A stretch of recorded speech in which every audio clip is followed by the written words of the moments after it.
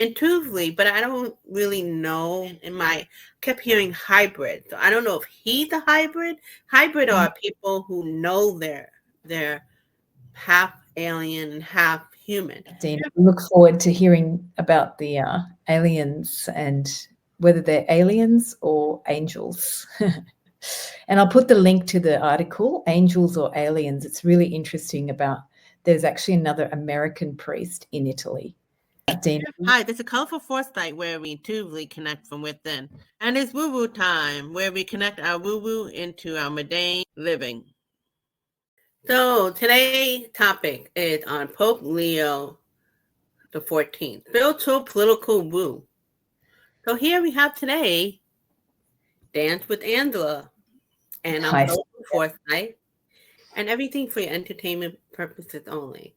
So it's actually a nice, because we haven't connected in a while, so this is a nice way for us to connect and talk about this really interesting topic of all the time to have the first American Pope. I mean, if you live long enough, we've had the German one, we had the Spanish one, like you said, South American was first. We have from Italy, But what's going on politically? We have the American Pope. So I was going to show you a video, Angela, where stolen psychic medium, that this Pope would be one of the person to introduce when there's the ET disclosure. But it makes sense because apparently, if it's true what a lot of psychics said, the ET disclosure is happening the next few years, he would have to, because it would break a lot of people's idea about, like for us woo-woo people, it makes sense, know. But for there are people who it would literally blow their mind. So he or any pope during the disclosure would have to explain it. And they probably know about it. We hear stories. And so I thought that was very interesting. Anything come to your mind? Yeah, I pulled up some articles. We can share on that later. But there was, you asked me to get something about Pope Leo. Well, his name's Robert. What's his real name? Can we know it's not Leo? It's Robert Prevost. Oh. And I think he was born in Chicago or something, Illinois or somewhere. Not sure if anyone wants to correct me in the comments. And I found another interesting article about all of the scientists that are interested in what the Vatican has in their records, about how some of the scientists are actually talking to some of the priests that are trying to get this information from the Vatican out there, because the scientists want to know what the evidence the Vatican has. So that's where I think could be the main shift. It could be this communication, basically, that's been segmented and sectioned off by the Vatican for their reasons. But now collectively, I think the science community is very, very interested. And there's Diana Pasulka. She's a academic, I think from Stanford. She is very, does religious studies, researches myth. So she wrote American Cosmic, and that looks at UFO mythology. And she's a Catholic. So she's gone directly to the Vatican. So she's helped Garry Nolan and some other scientists to start making that bridge. And Garry Nolan is not a very religious person, but he's very interested in this information. So at this time, like there's a lot of spiritual groups that they, with Pluto and Aquarius now, we're into the Golden Age. We're back into the Enlightenment period. And Pope Francis was still very Catholic and Christian, but he was opening up to other groups like LGBTQ, and he spoke up about anything that's political. He didn't like what he was seeing, and yada yada. So the Pope apparently going to continue with that vibe, and being what you just talked about, and also what potentially was stolen, this Pope would be something major, going. intuitively, but I don't really know. Kept hearing hybrid. So I don't know if he's a hybrid. Hybrid are people who know they're half alien and half human. You know, In because Peru. right? And you know what's funny? He'd been in Peru. I don't know the detail, but he was in Peru like 15, 20 years. And Peru is one of the most spiritual places. Not just India, Peru, like with the Machu Picchu and all that. So it's all very interesting. I kept hearing hybrid. So automatically I went ET. I think any leaders, the hybrid, they're going to be the in between, different looking species and da da da. So all very interesting, I know we're packing it in within 6-7 minutes. I hope we got your interest. Before we go further, can you tell me a little bit what's going on with you work-wise? Yeah, so I'm running the next series of Dance with Angela classes. So one is a meditation class in Sydney in person, followed by the World Dance Healing class, where the dance healing gets us to embody that authentic self. And we also connect to the planet and we feel the energies of the planet. So I'm doing those in Sydney on Thursdays. It's the last 6 series at the current location. And then I'm going to go on a break for our down under winter. And we go into contraction in this period. So a lot of the classes are going to be about how to go into expansion, claiming your space. And the meditation class also has a very powerful Ananda Soma with it as well. So if you're in Sydney, come and join us. And then June 23rd, I'm doing another very special live workshop, which is going to be starting the healing trainings that I'll be doing in person in Sydney, which eventually I'll do online. And it's called Embodied Healing.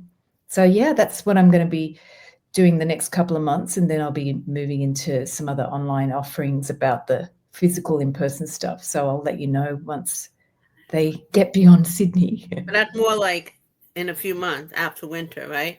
Yeah, it'll be around August, September. I'll release it. All right, and we'll put in the information. She put some in the comment, but I'll put what she put in the comment in the description. So I'm just really amazed, again, American Pope of all time, because I really don't need to know what's going on politically, because we all know it's pretty obvious. So I do believe there's that great awakening going on in the world, besides an enlightenment, but the transformation between so-called dark and light. We don't know what that looked like because you got to experience it, right? Definitely. And that somehow the Pope's going to work with that. Pope Leo, that's what I feel. So the USA's had a bad rap recently, globally. Really? And you think? You were telling me how Canadians were like hating on you and you were really hurt by that. And I went, well, I was. So, but it's challenging. It's challenging. But thank God for these alleys. I go on Bluesky app and I met one of the first person I met from Sydney. His name is Frank. And I was like, I have a great friend from Sydney, and Canada, I mean, confusing time. But I'm so happy to hear about the election for Australia and Canada. They need to do that for now. I don't think it should be liberal or whatever, but just to beat out, whatever's going on. You know what I mean? It's even making the conservative go, okay, just for this election, I'm going to vote this way. Like they get it. And that's one thing good about, only thing about them seeing what's going on in USA. It helped them to wake up like, oh, this is serious. But I heard that in Canada, they have a lot of MAGA up there. They call Maple MAGA. So whatever that is, the Pope Francis would kind of like with J.D. Vance. And what is interesting that Francis died on Easter Monday, And then we get very spiritual avatars, the Pope. As much as we might hate them and say nasty things about them, they are avatars. And the light mostly and the dark, they do represent both. We can't get away from that. Yeah. So there's something going on in a bigger picture. Again, going back to Australia and Canada temporarily, and I appreciate the conservative and even the people who don't typically vote, they voted. Like they got to see, like, we have to do this for now. And hopefully then we balance it out where everybody could do what they want, whether whatever side or even not to vote. But right now it's not an option. So this all related somehow. This, what's going on politically and energetically, having American Pope, and then this idea maybe about ET disclosure, and yeah, that's what I think. In short, like, this guy is gonna have a lot going on for him because, well, we know that even though Catholic is the big thing and Christianity is the big thing, we're heading into a time where they're not the only thing. There's so many other kind of spirituality. So, I think it goes back to. But they're a doorway. So a lot of Christians, whether you're Catholic or any other denomination, connect to the Christ energy. They call it Jesus, but they still use that as a doorway to the great compassionate light or the divine, whatever you call it, the source. So it's an important doorway for our current times. And what's interesting, I've been experiencing Jesus, but it's not the Jesus that you and I grew up with. And it maybe not even the Jesus metaphysical, Christ consciousness. It's a pure kind of energy with Jesus. And not to make it that he's the only thing out there. But I don't know, the divine being are going to come about. That's including ETs and stuff like that. So this is the period of awakening. So anything that's resisting that, which we could use maybe some of the people in politics, resisting that change or making that light come in, so to speak, it's going to happen, because you shake a lot of people are going to choose. And Pope Leo, in some of his being put in there, is like a good contrast to the political realm, because in the old days, before the church became much more separate to state and the Vatican became its own sort of thing, separate, it still has a lot of power, the Vatican. It was much more of an integrated force with the political powers.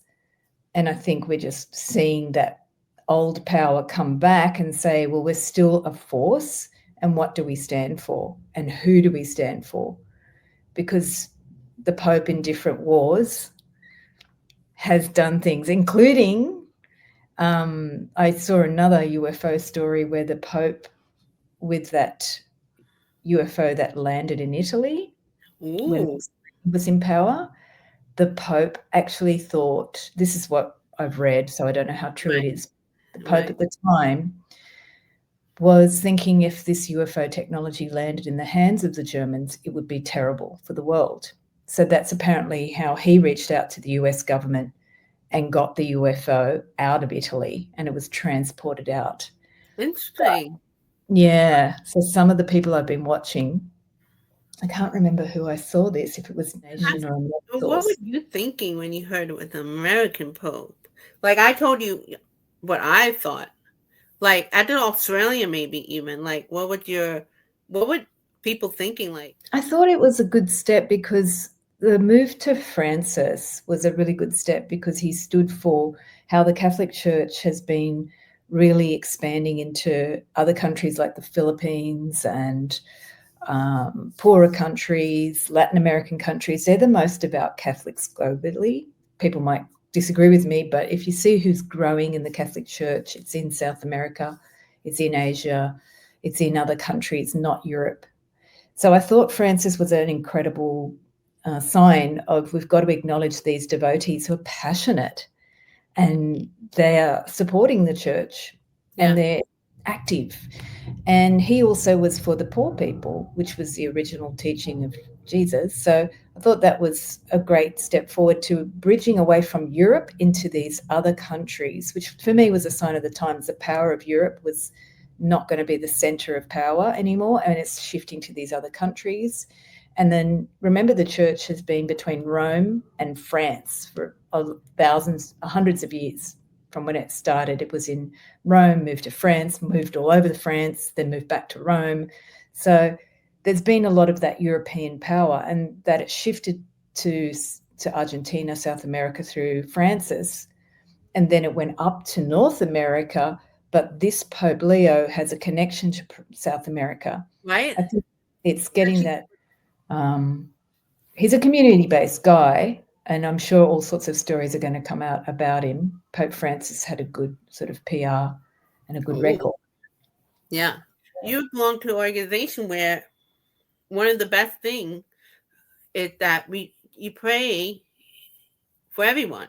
That means you pray not just for your team, you're praying for the so-called bad guy, because we forget that we're all children of God. If we're going to go back to Christ or all the different religions, you're praying.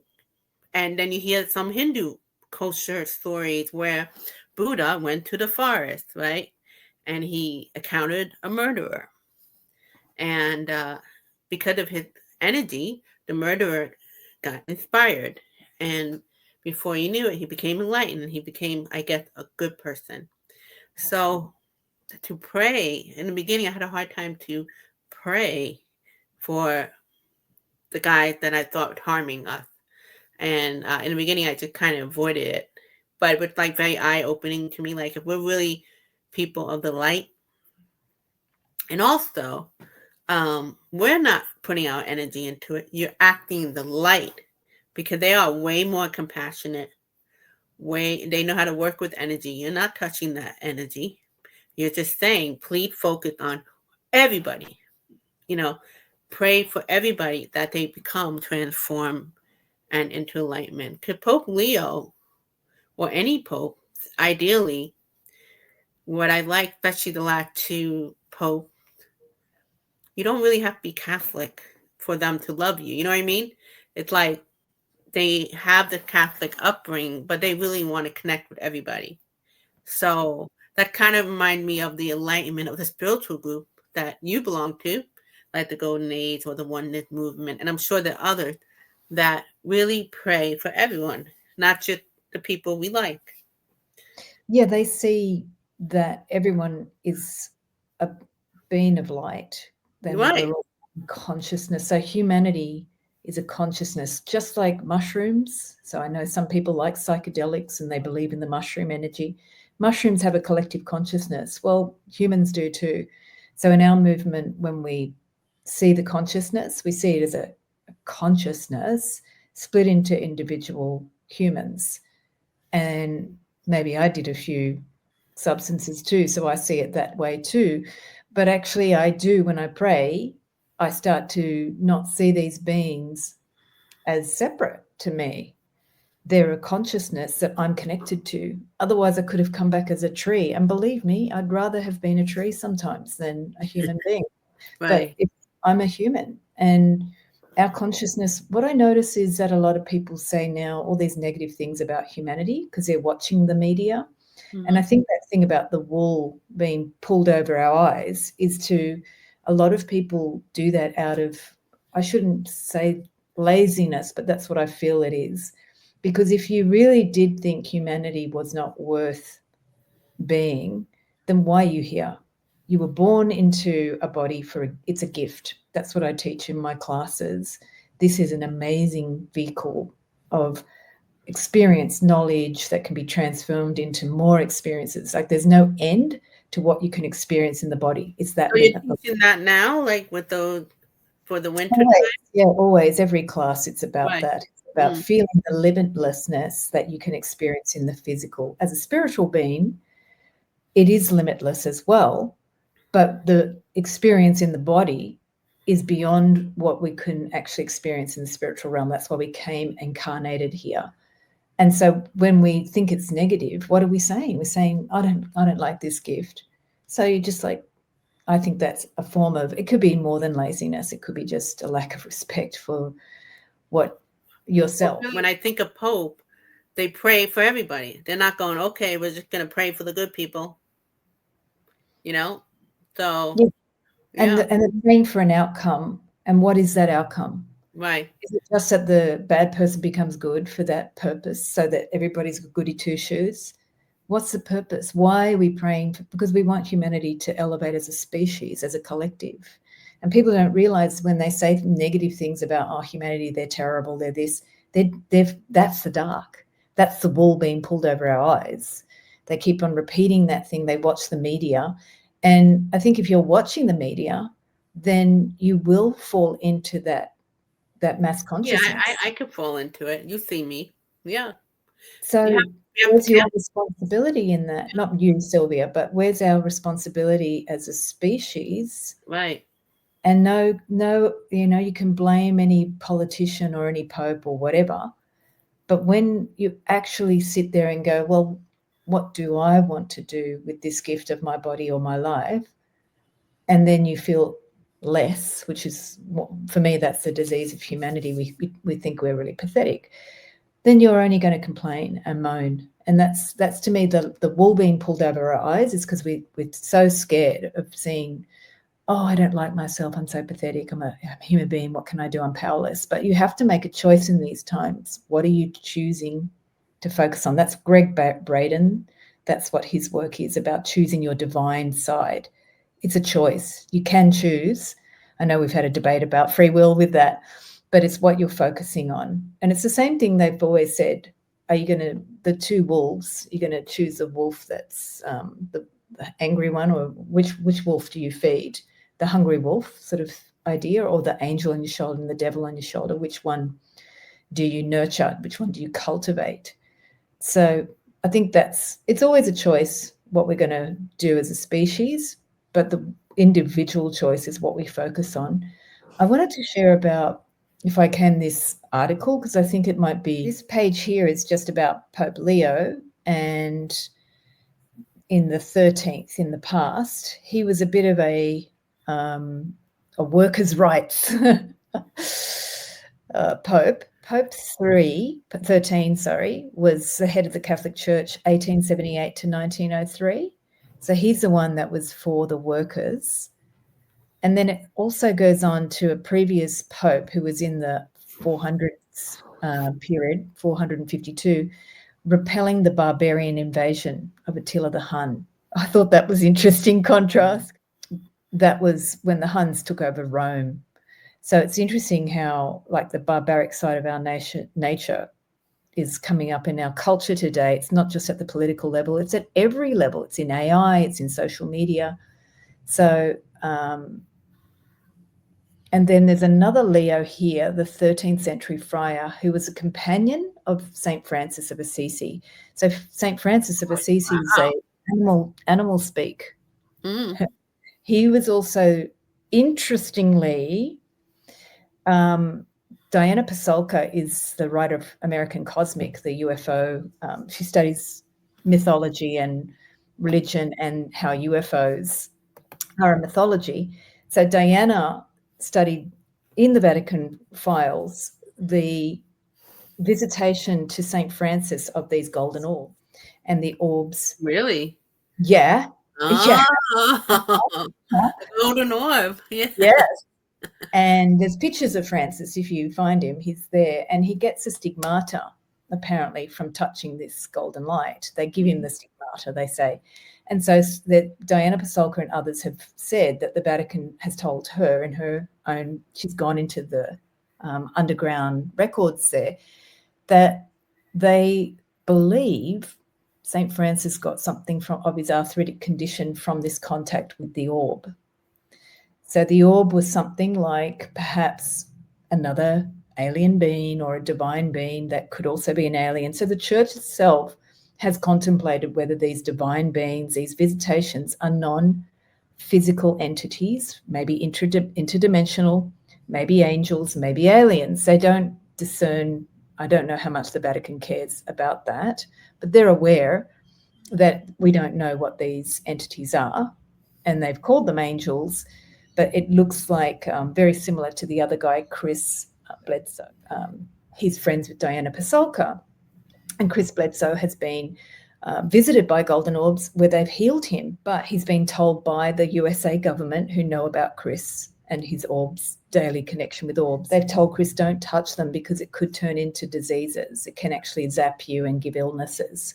So Chris Bledsoe, he lives in North Carolina. He's constantly researched. He's the most researched what they call UFO experiencer. He's had the USA government tell him, be aware, and the USA government knows this stuff. So I don't know why people don't believe it when actually Chris Bledsoe's out there very publicly on YouTube. You can always put the name. What's interesting about Chris is they have, like, even on History Channel, where scientists track his brain, and he'll point out when the orb will come to be. Now, most of the time, people say it's some kind of UFO, but what he says it's also divinity. So it's not always UFO, it's divinity. And that really covered for everybody, whether you're not into the so-called divine or you think it's ET, it's all of it. So that's what I like about when you mention him. You want me to bring up the screen again? Yeah, so this is where I wanted to share about Garry, because Garry is he's got 3 companies. He's invented everything in the world for cancer to immunotherapies. He's done, he researches brains. He's he's had 2 UFO encounters personally when he was younger. He's shared those publicly. So Garry, he started a foundation for scientific research, and he's basically a genius, and he's interested in getting this dialogue with the Vatican about the spiritual implications of discovering alien life. So Garry knows Diana Pasulka. I don't know if he's met Chris Bledsoe yet, but I'm sure he knows of Chris.